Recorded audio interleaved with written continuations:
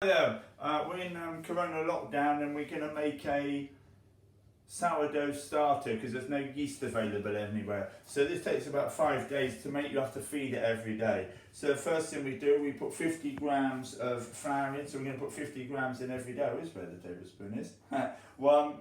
29 grams.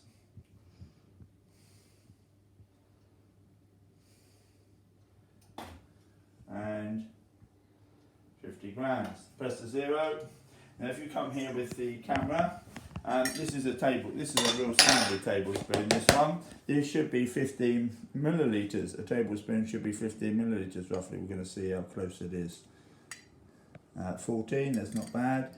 Just see if I can get slightly fuller one this time. That was obviously a bit more. One more.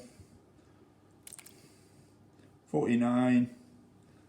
That 49, 58. We're going to see what this is like. Mix it up, and I'm going to put it in a jam jar every day.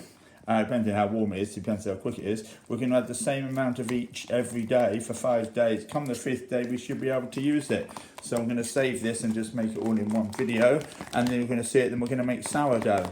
This will save having to buy any yeast because obviously there's not much yeast available. Give it a good stir up. Should be strong flour. I'm just using plain. There's no strong flour available most places. So I'm just using the plain up. I'm going to, if I can find it, I'm just going to put it in the jar and then cover it.